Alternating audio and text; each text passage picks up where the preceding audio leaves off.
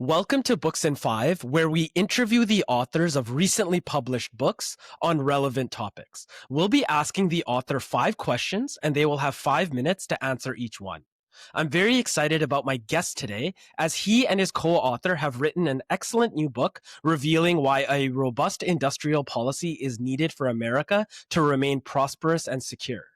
Ian, thank you so much for being our guest on Books in Five. Please introduce yourself, the title of your book, and where you are joining us from today. Thanks for having me. My name is Ian Fletcher. I'm an economist. I live in San Francisco. I am the author of 2 books. The first one was called Free Trade Doesn't Work, that came out in 2010. My most recent book, which we're here to discuss today, is co-authored with Mark Fastow, and it's entitled Industrial Policy for the United States, Winning the Competition for Good Jobs and High-Value Industries. Amazing. Let's begin with our first question.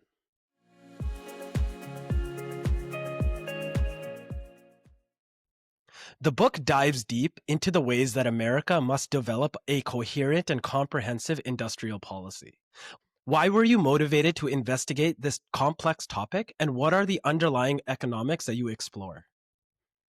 Well, it's an outgrowth of my first book, which I wrote in 2010 when I saw that the free trade ideology really wasn't working out for the United States and, frankly, for a lot of other countries, including Canada. So that book was kind of ignored when it came out. But then in 2016, Donald Trump is elected, and he says the emperor has no clothes. And because he's a Republican challenging the conventional economic wisdom, it was kind of hard to shut him up. And when this question of free trade was subjected to serious scrutiny at long last, nobody was able to defend it, and it collapsed. And the clearest sign of that is that Joe Biden, who despised Donald Trump, continued Trump's protectionist policies after he was elected. Indeed, he doubled down on some of those policies, as with the 100% tariff on Chinese electric cars. So being against free trade is the right move, but it's not enough. You need to know what's the positive agenda if you're going to successfully develop your economy, or if you're already a developed country, if you're going to keep it developed. Other way of looking at it is, okay, you don't like free trade, well, then you got to produce for yourself. How do you do that? How do you make sure that your industries are at the technological cutting edge, that they're meeting world standards of quality and cost, if you're not just going to completely throw your market open to the rest of the world? Well, that's where industrial policy comes in. And when I looked into the question, I discovered that although there's a myth in the US, or there was till very recently, that we don't do industrial policy. Industrial policy is this weird thing which is reserved for socialists who are idiots and fascists who are evil. And then these weird, mysterious technocrats in Japan and Korea and China who are clearly onto something, but it's much too clever for us. And these countries are so different from us that it wouldn't work if we tried it here. So there's no real point trying to understand what they're doing. Well, we've had this myth for decades. In point of fact, it's not true. When you look into it, you discover the U.S. has, and has had for decades, an enormous amount of industrial policy. It just hasn't been very good. So this is what my co-author and I are trying to reform. We have about 90 more seconds for this question. Can you give us a definition of what industrial policy means? Industrial policy is government policies that are premised on 3 ideas. First idea is that it matters what industries a country has. Some industries are better than others. It matters whether your people assemble Chevrolets or flip hamburgers. Second idea is the free market is great, but it will not guarantee that a country get the best industries it could potentially have. Then the third idea is that correct government policies can potentially do this. Got it. And then final minute for this question. Can you explore why currencies and international trade are so crucial to understanding your book? Yeah, you can't have a cuckoo clock industry in a country if 100% of the market is taken up with imported cuckoo clocks. Now, that probably doesn't matter, but if you had Chinese electric cars take over the American and Canadian market, there's not going to be an electric car industry in the United States, which means given that cars are going electric at whatever speed, if you'll excuse the pun, but they are, in the long run, you won't have a car industry in the United States at all. And it's been a backbone of the economies of the US and Canada for nearly 100 years now. So that's why you can't have just a wide open market. You have to manage your trade. Let's move on to our second question.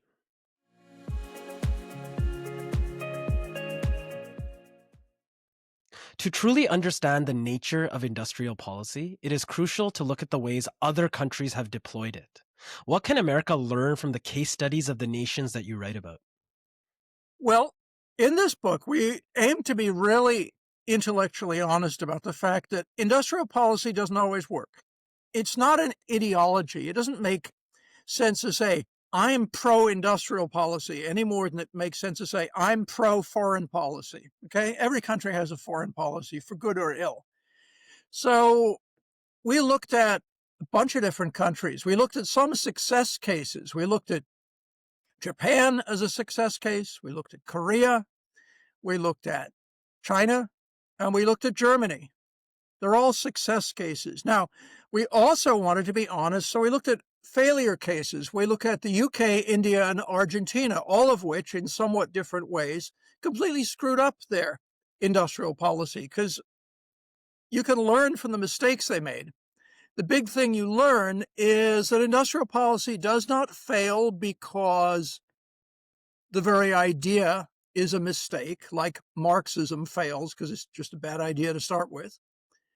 Industrial policy does not fail for reasons that are incomprehensible and beyond human understanding or remediation, which would mean that it's just a gamble.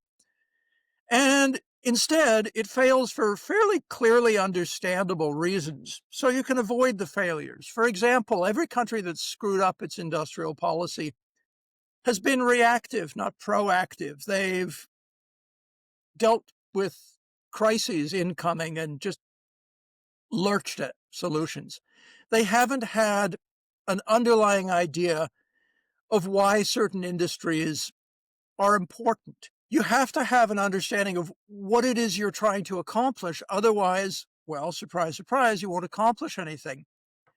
And they've not had the institutions to formulate and implement policy. That sounds straightforward, but it really is true. If you look at India, the UK, Argentina, none of them really had the institutions that existed in, say, Korea or Germany for actually implementing an industrial policy when you've got one. So point is, when you look at the countries that are very different, I mean, Korea and Germany, they're very different countries, let alone China. But they do all have common threads, like they understood that you need to get into industries with a high value added per man hour of labor if you want to be a high wage country, because you can't sustainably pay people more than the value they produce at the company or you go broke. So you have to be in industries with a high value added per man hour. Now, how do you get that? Well, most people instinctively grasp that you don't get that from flipping hamburgers, okay? Because a hamburger is just not worth that much money compared to a car. So it's that kind of thinking extrapolated. So then the question becomes, what are the prerequisites of having your people working in high value added industries?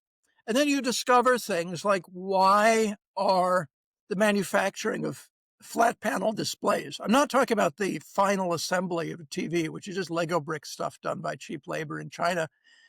But these displays, you probably look, if you're watching this interview on a smartphone or laptop, you're looking at one of those displays, and they're incredibly intricate pieces of machinery, incredibly hard to make.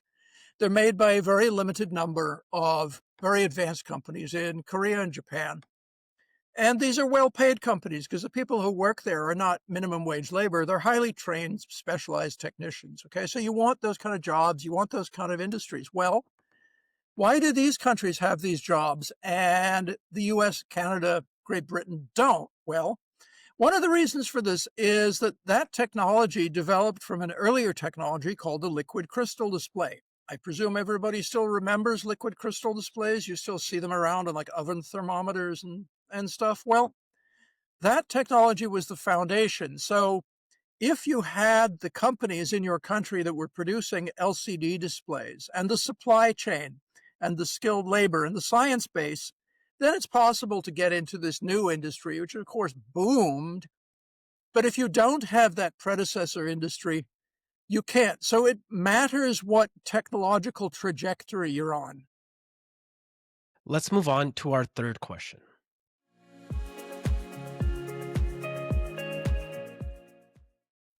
Industrial policy is not new to the United States, as it was utilized throughout its existence to boost economic growth and national prosperity. Can you walk us through this history over the past 250 years?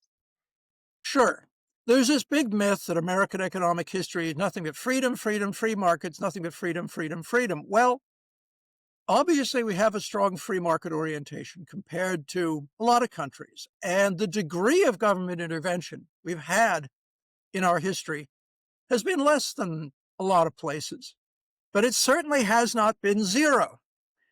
The story begins with a gentleman you may have heard of because there's a hipster musical about him now named Alexander Hamilton, the guy on the American $10 bill, the first Treasury Secretary. He was the intellectual godfather of American capitalism. He was the one economist among the founding fathers, and he told President Washington, he said, look, if we don't do something, this new country we've got is just going to end up as an agricultural outpost of the Europeans, above all, Great Britain, which means we'll be dependent on them for, among other things, military hardware. Because if you're a farmer, you can't make a musket, let alone a cannon.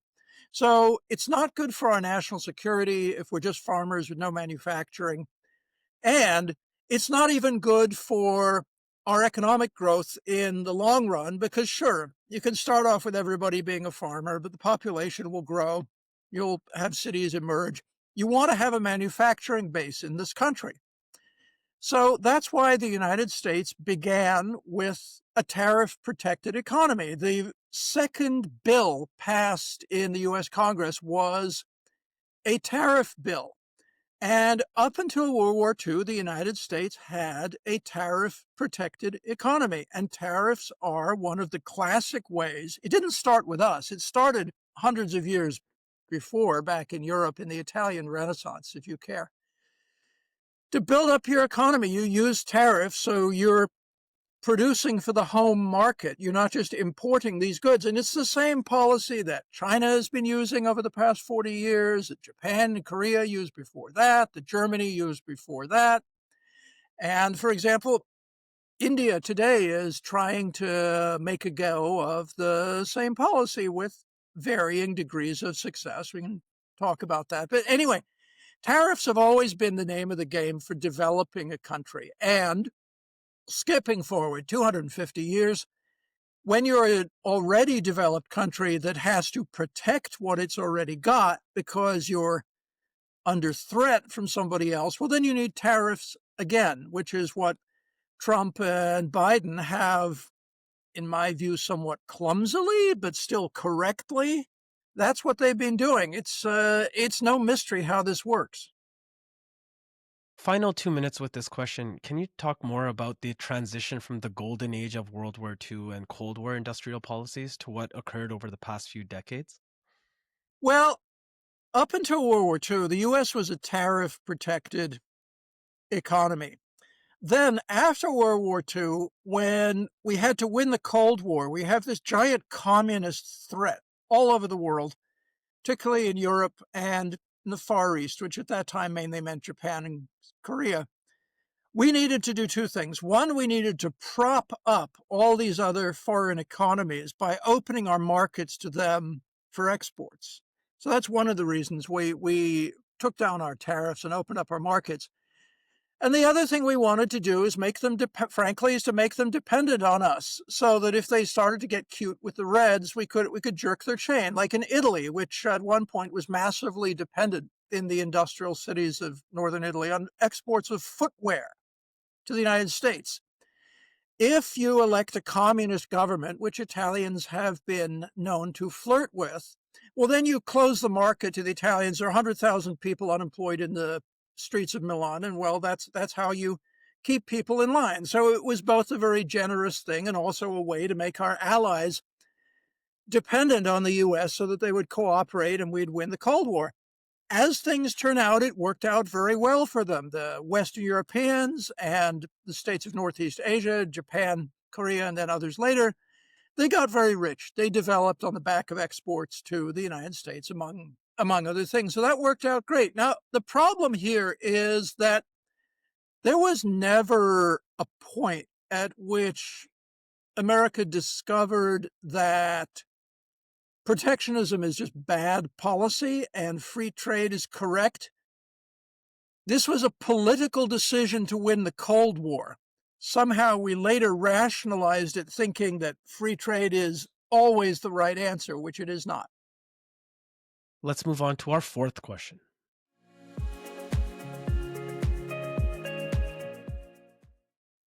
Innovation is the lifeblood of successful economies, but the popular narrative holds that only the private sector provides it. What are the existing industrial policy programs that exist in the United States, and what are their deficiencies, especially with regard to innovation? Well, the myth that only the private sector can innovate is a very strange idea, given that you're almost certainly watching this show over the internet, and the internet was not created by private sector innovators. The internet was created by government scientists to share data. Now, granted, later on, private companies and entrepreneurs made hundreds of billions of dollars off of the internet, and that's great. But the very fundamental innovations often come out of the government sector. I'll give you another example. Jet passenger planes, okay? They were initially created, the entire technology of large aluminum aircraft with high bypass jet engines, everything that makes everything from the 707 on down. That technology was originally created for military purposes. It was later applied to civilian use, and that's great. But the fact is that incremental innovations, yeah, sure, the private sector, but the biggest innovations, the most fundamental innovations, those often come out of government. We have a chapter in your book talking more about advanced manufacturing. Why is this so critical? Well, the first thing you got to remember about manufacturing generally is just the national security angle. Every country has to either defend itself or have a political arrangement with some other country that's willing to defend it. And you can't defend a country with websites and cups of coffee and leverage buyouts and movies and all these great software, financial, entertainment products. You could only defend your country with physical machines, which are generally made out of steel or aluminum, and they're packed with electronics and explosives. So you have to have a manufacturing base for that alone, leaving aside any economic questions at all. Now, you mentioned advanced manufacturing, and the thing you got to understand is that when we talk about the importance of manufacturing, my co-author and I and people who are on our side in these controversies, we're not talking about the old-fashioned manufacturing you see in a black and white movie with, these old-school steelworks, these giant, dangerous, filthy jobs, let alone sweatshops with hundreds of people sitting at sewing machines. That kind of manufacturing had its day in the Western world, and frankly, it's done in advanced Asian countries like Japan and Korea too. Advanced manufacturing, you're talking about highly automated plants where most of the work is done by robots or by semi-robotic machines. I would encourage anybody listening to this interview who is doubtful of the relevance of manufacturing to the modern world, to see if you can find an actual factory somewhere near you live that occasionally gives public tours of its facility. Last year, I was in Marysville, Ohio, where Honda, the automaker, has a giant plant. It was the first Japanese plant to open in America. And when you walk around this giant factory, which is the size of half a dozen Walmarts, it's absolutely enormous. And the factories are noisy, but the first thing you realize is most of the work is being done by machines. And only about, I don't know, maybe a third of the people who work there are actual, assembly line workers who are standing next to an assembly line doing something with a machine. A lot of the people there, they're not really doing the work. They're supervising the machines while they do the work. They're tending the machines. A lot of probably 25% of the jobs in that factory are white collar engineering jobs. You have people sitting in these little glass walled offices overlooking the factory floor designing things. And then you have the managerial level. So when people talk about you got to have manufacturing in North America, you're not talking about these endless hordes of primitive, low-wage jobs anymore. You're talking about a full spectrum of employment, which starts with, skilled blue-collar workers, which one of the great things about manufacturing is it does create jobs for working class people who are skilled with their hands, but, they're not college graduates. They're not going to be, managers or computer software people.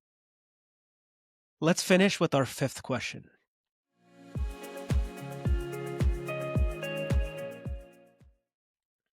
The book concludes with a look at certain sectors and geographic areas in America that industrial policy has played a role in.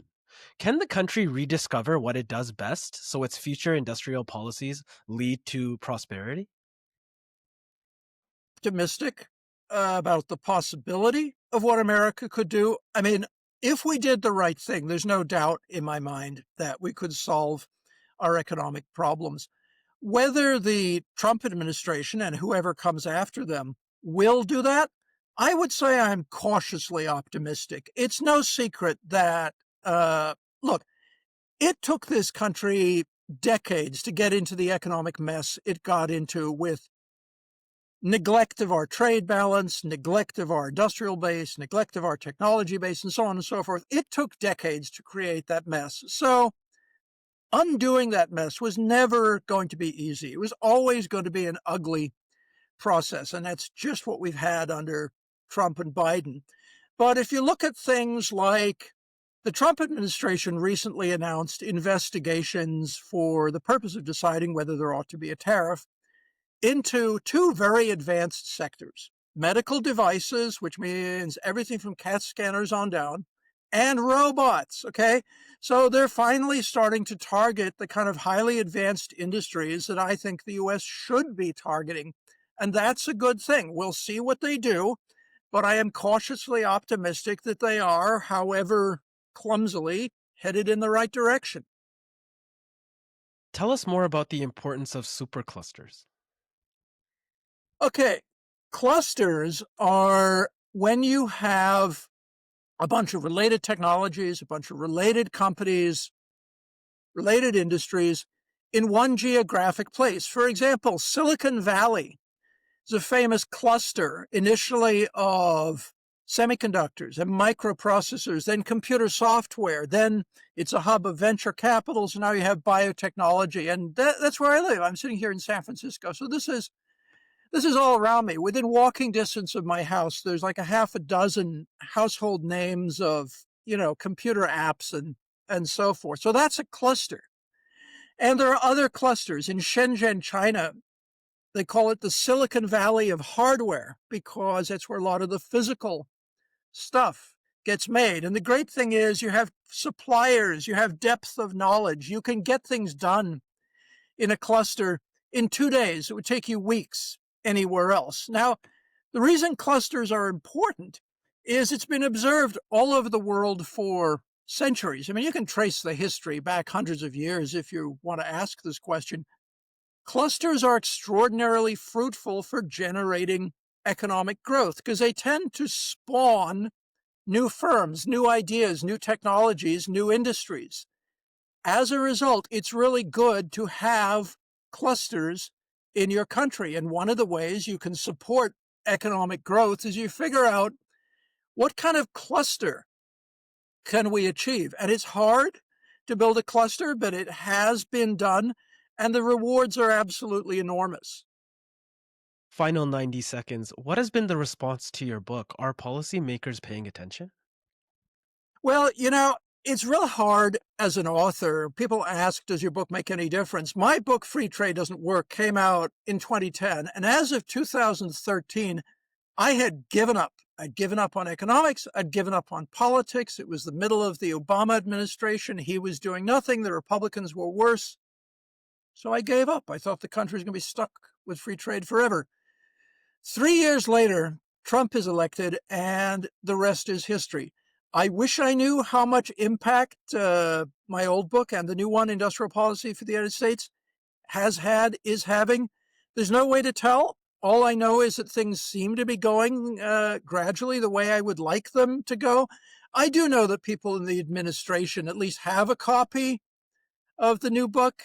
Naturally, I am not privy to what happens on their nightstand, whether they are actually reading it or just using it as a coaster for coffee cups. But I do know that some fairly high-ranking people have a copy of the book for sure. Ian, that has been our 5 questions. You've answered them in 5 minutes. Let's move on to our bonus questions.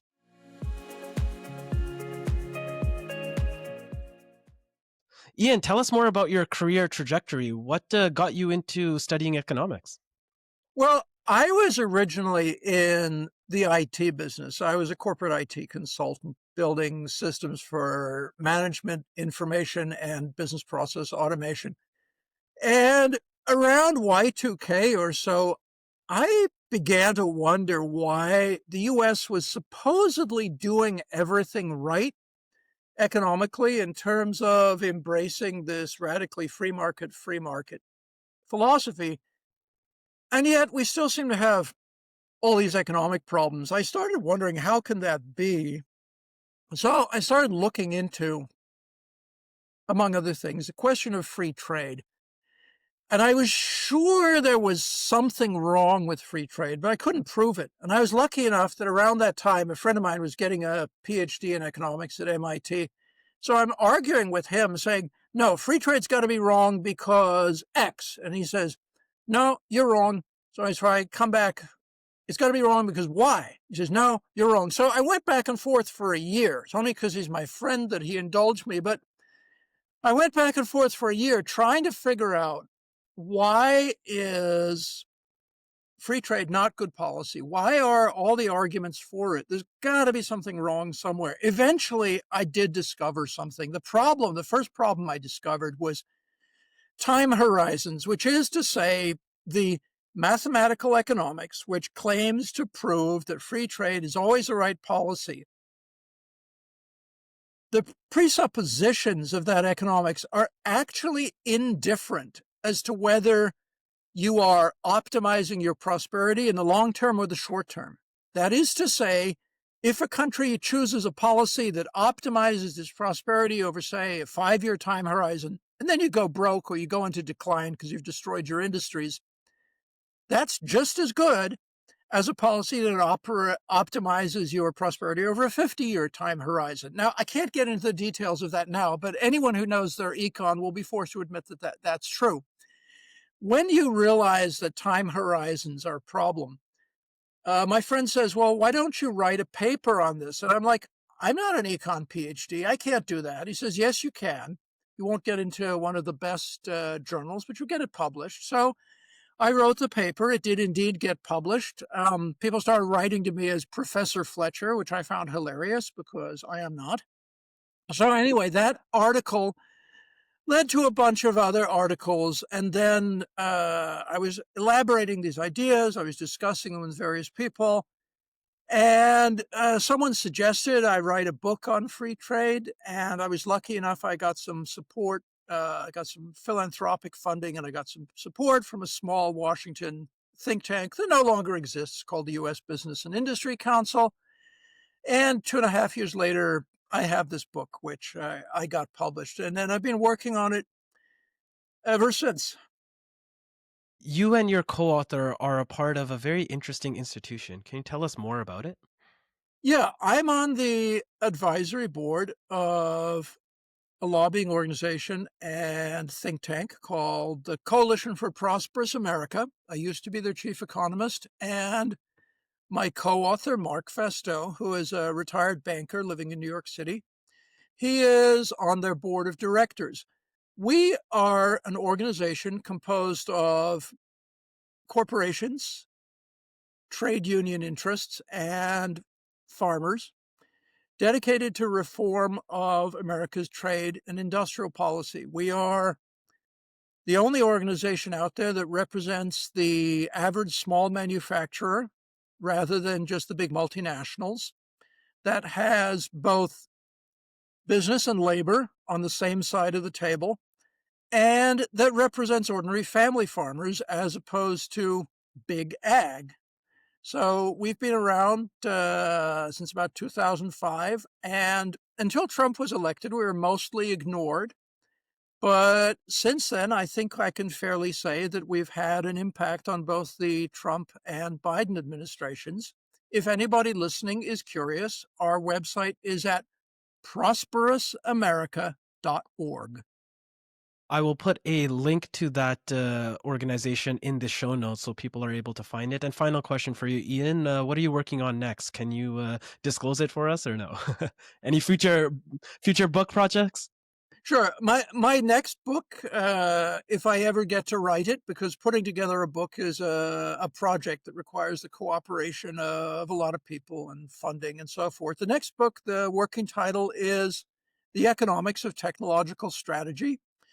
And it's going to be based on some work that was done decades ago and never properly publicized about how you can run a corporation and by extension, a whole economy. And it's better to run it on the basis of a technology-centered strategy rather than a finance-driven strategy. We've had in the United States for decades now, finance in the driving seat of corporate America, and it's led to a lot of disasters. It's time to get back to fundamental technological thinking. Again, the title of the book is Industrial Policy for the United States. If you're not able to buy it from your bookstore, definitely check it out from your local library. I know a lot of libraries have it. It is a dense book, but it is a must read. Ian, thank you so much for joining us on Books in 5. You're very welcome. The host of Books in 5 is Bhavan Sodhan. Books in 5 is produced in collaboration with Podfather Creative in Vancouver, Canada.